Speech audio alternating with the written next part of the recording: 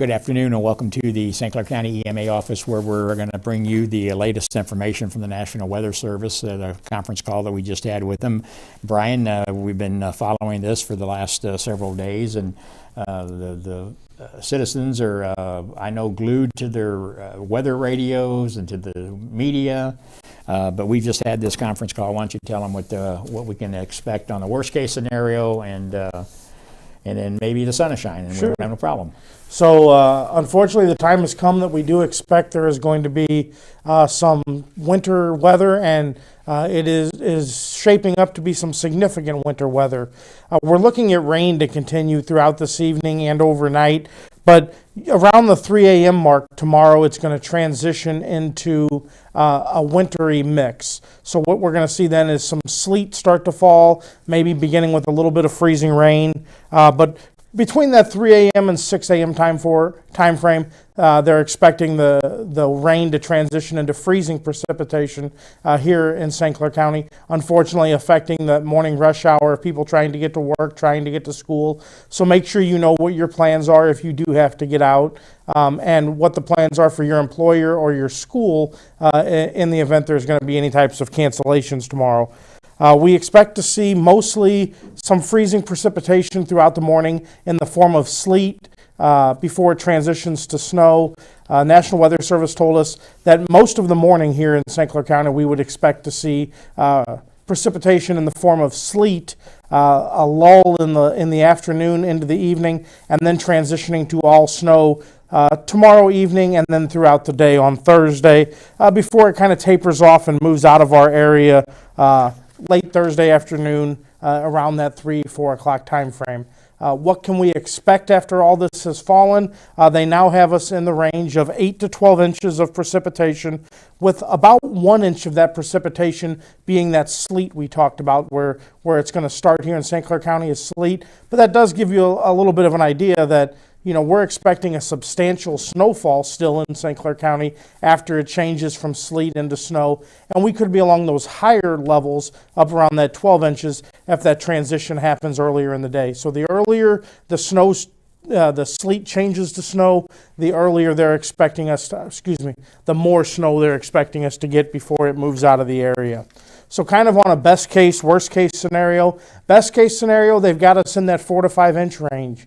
Worst case scenario, over a foot of precipitation. So the next 24 hours is definitely going to be something that we're keeping an eye on here in St. Clair County, and how we're preparing and making sure everything is ready for all these different types of situations that this could present.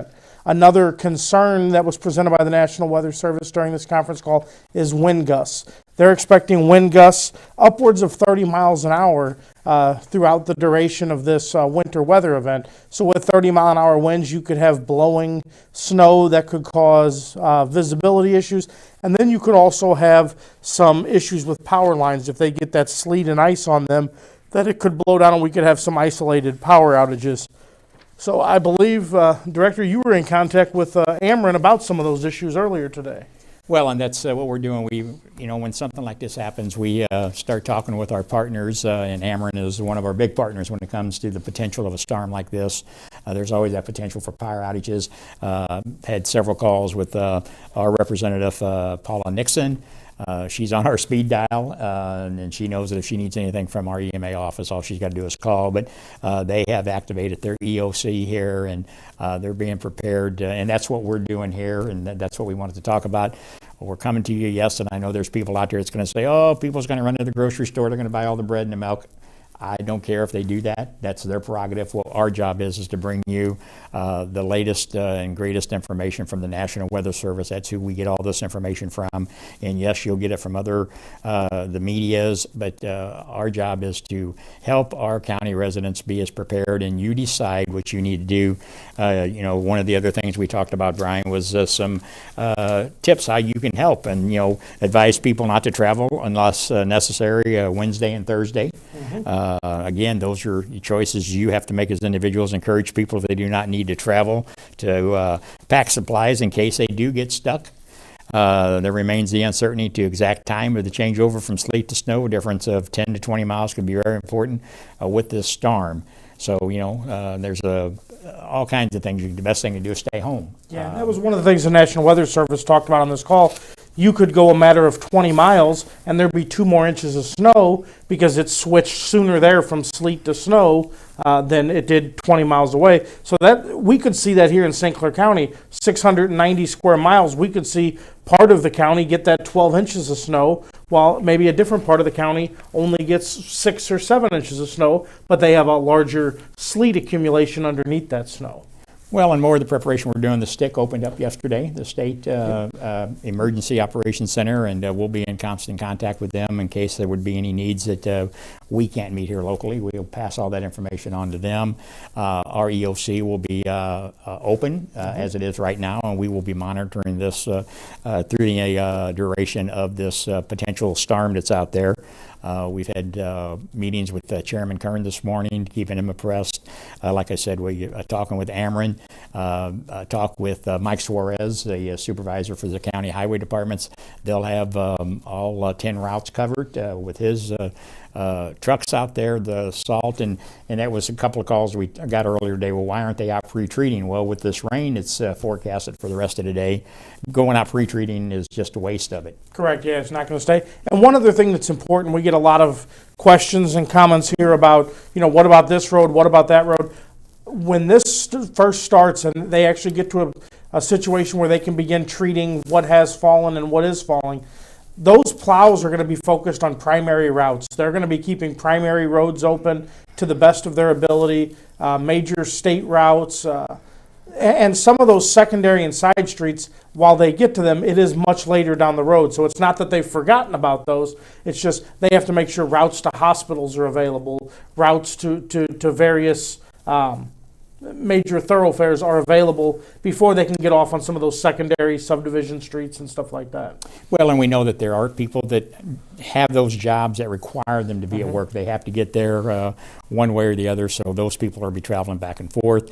They want to make sure that the highways, like you said, those main thoroughfares are as clean as possible. This is going to be a tricky one, especially with the possibility of the ice and the snow, the sleet. So, and again, maybe we'll get lucky and it passes. We've got a record of that. There's always hope. Unfortunately, we've looked at that best and worst case. Yeah, I don't think so. But some of the other things we're doing, preparation-wise, the 911 centers will all be fully operated. The county, we've already working on extra staffing in case. One of the things that you can also help to do is, refrain from calling 911 unless it's a true emergency. Correct. So we can all pitch in and help do our part there, but keep our first responders in our thoughts and prayers, because unfortunately our law enforcement and fire and EMS will still be out there. They have to make ways.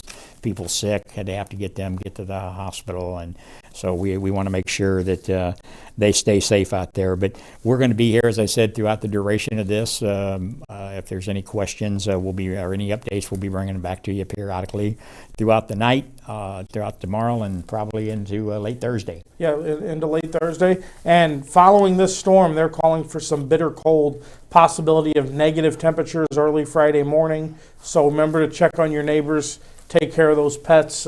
Just do everything you can to be safe in this. If you don't have to leave, stay home, stay warm. If you do have to give yourself plenty of time, plenty of distance, because you never know when there's going to be a slick spot or something that is refrozen. Especially with those severe cold temperatures, it's going to be very hard for some of the chemicals and salt mixtures that our road crews use to work. So. Well, and like I said, our county highway crews, the IDOT people, they'll be out there. They're already gearing up for it. So, like I said, we will prepare for the worst and pray for the the best. So we'll keep you posted if anything changes. Like I said, throughout the evening or tomorrow, we'll bring it to you right here on our social media platform. Thanks a lot. We'll see you then.